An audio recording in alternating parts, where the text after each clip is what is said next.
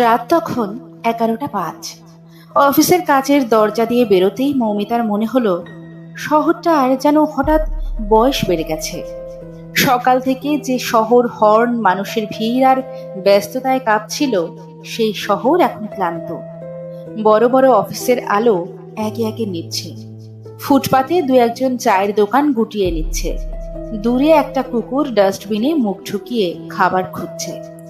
আজ কাজ শেষ হতে দেরি হয়ে গেছে। বাড়ি থেকে 3বার ফোন এসেছে। কোথায়, রওনা দিয়েছিস? একাই ফিরছিস নাকি? মৌমিতা শুধু বলেছিল, হ্যাঁ, আর 10-15 মিনিট।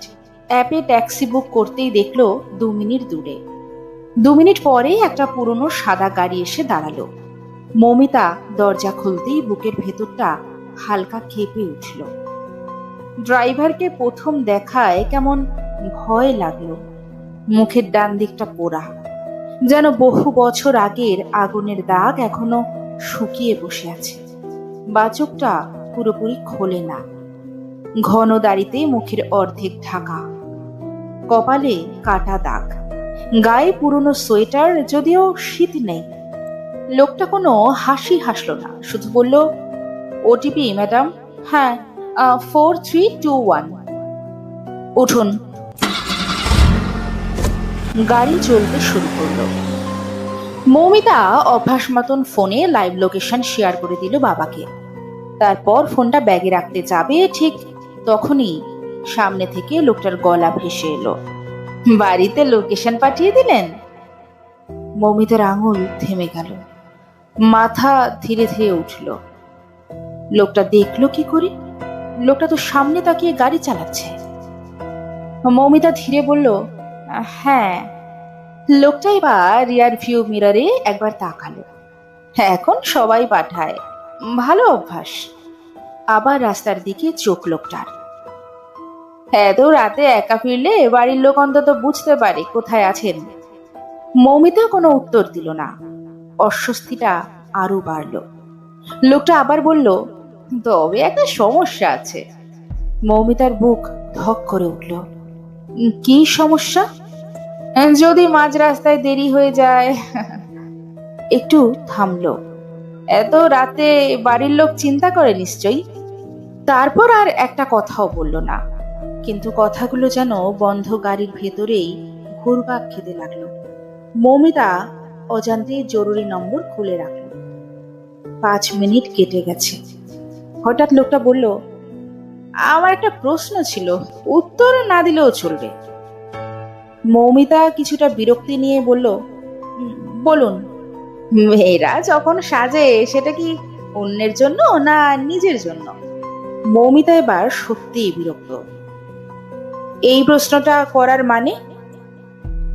লোকটা খুব আস্তে বলল, অনেক বছর ধরে উত্তরটা খুঁজছি। মৌমিতার গলা শুকিয়ে গেল। রাতে একা মেয়েকে এসব প্রশ্ন।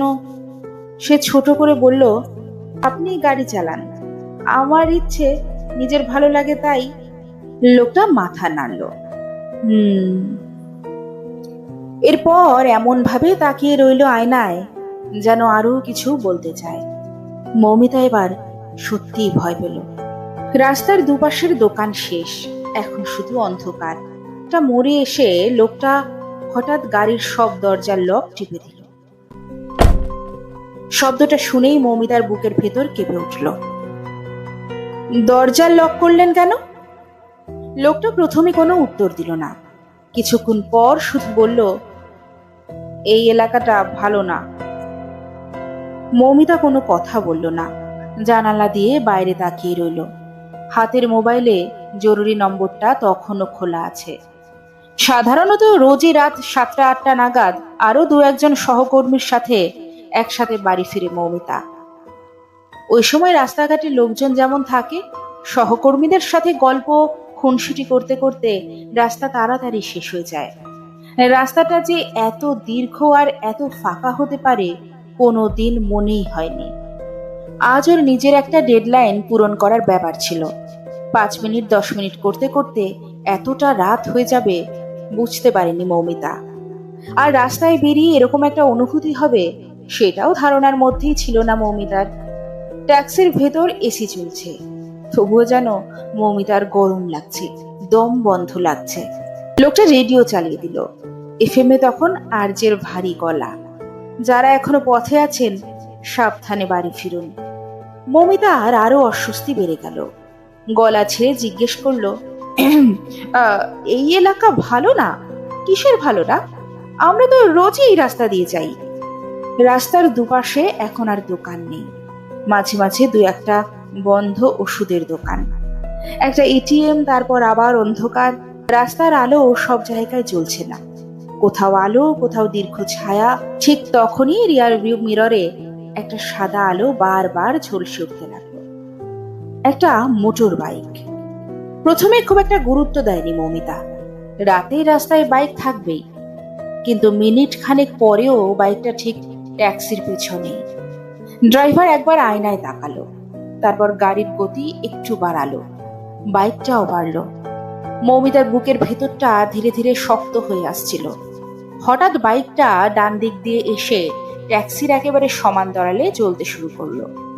দুজন ছেলে, পেছনে বসা ছেলেটি জানালার ভেতর উকি দিয়ে হাসলো, তারপর ঠোঁট কামড়ে একটা অশ্লীল ইশারা করলো। মৌমিতা মুখ ফিরিয়ে নিল, কিন্তু তারও বেশি অস্বস্তি হলো অন্য কারণে। ড্রাইভার কিছুই বলল না, বরং আয়নায় একবার ছেলেগুলোর দিকে তাকিয়ে আবার রাস্তার দিকে চোখ ফেরালো। ড্রাইভার কি ওদের চেনে? মৌমিতার বুক ধরফর করতে লাগলো। বাইকটা এবার আরো কাছে চলে এলো। পেছনে বসা ছেলেটা হাত তুলে কি যেন ইশারা করলো ড্রাইভারের দিকে। মৌমিতার মনে হলো ড্রাইভার খুব আস্তে মাথা নাড়ল। তার শরীর ঠান্ডা হয়ে গেল। এরা কি একই সঙ্গে আছে? সে নিঃশব্দে ব্যাগের চেন খুলে ফোনটা বের করলো। ঠিক তখনই ড্রাইভার হঠাৎ গিয়ার নামিয়ে জোরে এক্সিলেটারে চাপ দিল। ইঞ্জিন গর্জে উঠল। ট্যাক্সিটা মুহূর্তের মধ্যে অনেকটা এগিয়ে গেল। বাইকটাও পিছু নিল। 200-300 মিটার ধরে যেন একটা অদ্ভুত দৌড় শুরু হলো। তারপর সামনে একটা ট্রাককে ওভারটেক করে ট্যাক্সিটা বাঁ দিকে সরে যেতেই বাইকটা আটকে গেল। ট্রাকটা মাঝখানে চলে এলো। বাইক আর ট্যাক্সির মাঝখানে এখন বড় একটা ব্যবধান। ড্রাইভার তখনও কিছু বলছে না, শুধু স্টিয়ারিং শক্ত করে ধরে আছে। আরো কিছুটা এগিয়ে গিয়ে সে খুব আস্তে বলল, এখন আর ওরা আসতে পারবে না। মৌমিতা চমকে তাকালো। কারা? লোকটা এক মুহূর্ত চুপ করে থেকে বলল, ওরা। আপনি ওদের চেনেন? না। তাহলে জানলেন কি করে? লোকটা হালকা নিঃশ্বাস ফেলল। 25 বছর ধরে রাতে গাড়ি চালাই ম্যাডাম, কিছু মুখ চিনতে নাম জানতে হয় না। আবার নীরবতা, কিন্তু মৌমিতার মনে তখনও সন্দেহ। লোকটা সত্যিই ওদের থেকে বাঁচালো, নাকি ওদের সঙ্গে কোনো পরিকল্পনা ভেস্তে গেল? উত্তরটা তখনও তার জানা ছিল না। মৌমিতা জানালার বাইরে তাকিয়ে দেখলো বাইকটা আর কোথাও নেই, তো তার মনে সন্দেহ পুরো কাটলো না। মৌমিতা ফোন করলো বাড়িতে। মা ধরলেন ফোনটা। কিরে, কত দূর? এত চিন্তা হচ্ছে বাবার শরীরটা ভালো না, নয়তো বাবা নিজেই যেতে চেয়েছিল তোকে নিয়ে আসতে। না, বাইকটা আর দেখা যাচ্ছে না। মৌমিতা ধীরে ধীরে নিজেকে শান্ত করলো। আর 10 মিনিট মা। মৌমিতা জানালার বাইরে তাকিয়ে রইল। মনে হলো হয়তো জানলা লক করার কারণ এটাই ছিল। হঠাৎ ট্যাক্সিটা মূল রাস্তা ছেড়ে ডান দিকের রাস্তায় ঢুকে গেল। এটা শর্টকাট মৌমিতা জানে। অনেক সময় ওরা এই রাস্তা দিয়ে যায়, কিন্তু এখন মৌমিতা প্রায় চিৎকার করেই বলল, এই রাস্তা কেন? লোকটা শান্ত গলায় বলল, সামনে জ্যাম, অ্যাপে তো দেখাচ্ছে না। অ্যাপ তো সব সময় সব জানে না। আরো অস্বস্তিকর হয়ে উঠল মৌমিতার জন্য। ও চিৎকার করে বলল, হোক জ্যাম, অ্যাপে যা রাস্তা দেখাচ্ছে সেটা দিয়ে চলুন। কি হয়েছে মৌ? ফোনের ওপারে মায়ের গলা। মৌমিতা মাকে বলতে গেল, মা, ড্রাইভার অন্য রাস্তা দিয়ে যাচ্ছে, মা মা। কিন্তু নেটওয়ার্ক চলে গেল, কিছু শোনা যাচ্ছে না।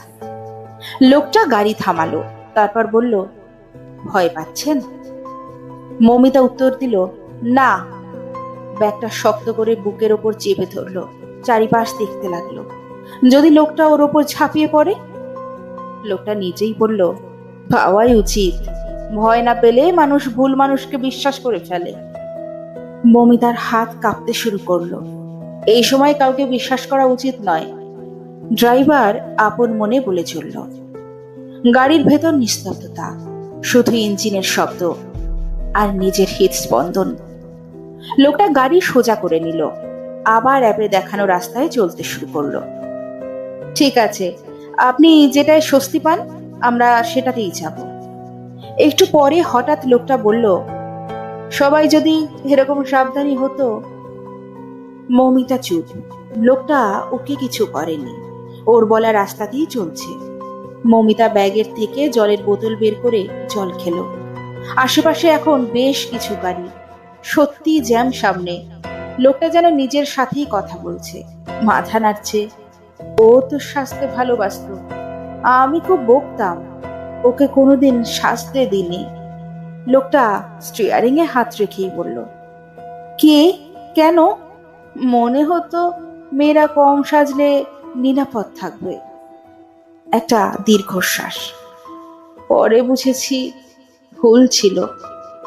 মৌমিতা এবার প্রথমবারের মতো লোকটার গলায় অন্য একটা সুর শুনল, আক্ষেপের। বাড়ির গলির মুখে পৌঁছে গাড়ি থামলো। গলির ভেতর গাড়ি ঢোকে না, দুপাশে 5-6টা বাড়ির পর মৌমিতার বাড়ি। মৌমিতা ভাড়া দিল।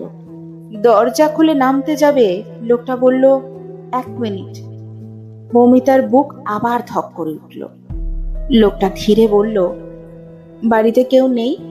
এই পথটা আপনি একা যাবেন? কেন, এটা আমার পাড়া, আমি রোজ এখান দিয়ে একাই যাই।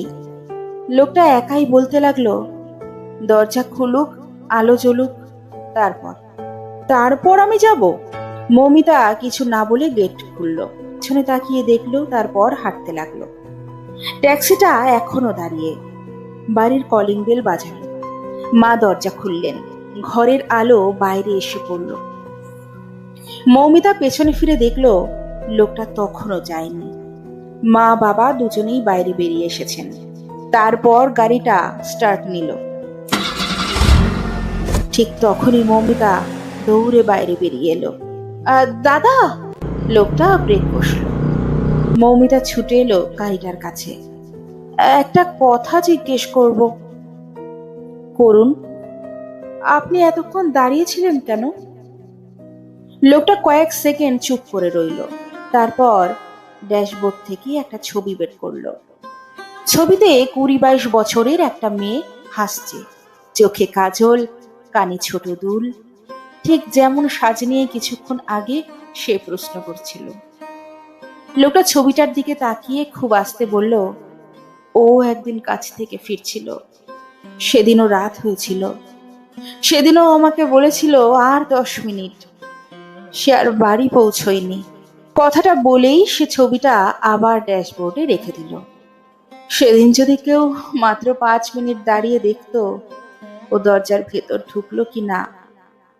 ওর চেনা লোকই ওকে টেনে নিয়ে গিয়েছিল। কিছুদিন পরই আমাদের বিয়ে হওয়ার কথা ছিল। তারপর পাড়ার ডোবায়। বাকিটার শেষ করলো না লোকটা, শুধু ইঞ্জিন স্টার্ট দিল। ট্যাক্সিটা ধীরে ধীরে অন্ধকারে মিলিয়ে গেল। মৌমিতা অনেকক্ষণ দাঁড়িয়ে রইল। মা এসে কাঁধে হাত রাখলো। মৌমিতা সেদিন রাতে বুঝেছিল, ভয় সবসময় মানুষের চেহারা থেকে জন্মায় না, অনেক সময় ভয় জন্মায় আমাদের অভিজ্ঞতা থেকে, খবরের শিরোনাম থেকে, অসংখ্য সত্যি ঘটনার স্মৃতি থেকে। তাই সে ড্রাইভারকে সন্দেহ করেছিল, কিন্তু সেই সন্দেহের জন্য আজও তার কোনো অপরাধ বোধ নেই। ঘুমোতে যাওয়ার আগে সে অ্যাপ খুলে 5 স্টার দিয়ে লিখেছিলেন, লোকটি আমাকে নিরাপদে বাড়ি পৌঁছে দিয়েছেন, আমি ঘরে ঢোকা পর্যন্ত অপেক্ষা করেছেন, ধন্যবাদ। হয়তো মানুষটাকে সে আর কোনোদিনও দেখবে না, কিন্তু সেই রাতের পর থেকে মৌমিতা একটা কথা বিশ্বাস করতে শিখেছিল, পৃথিবীটা এমন কিছু অচেনা মানুষের জন্যই এখনো পুরোপুরি ভয়ের জায়গা হয়ে ওঠেনি। সব ভয় সত্যি হয় না, আর সব অচেনা মানুষও ভয়ের নয়, কিন্তু অনেক সময় চেনা মানুষই অচেনা হয়ে যায়। তাই সাবধান হওয়াটা সব সময় জরুরি।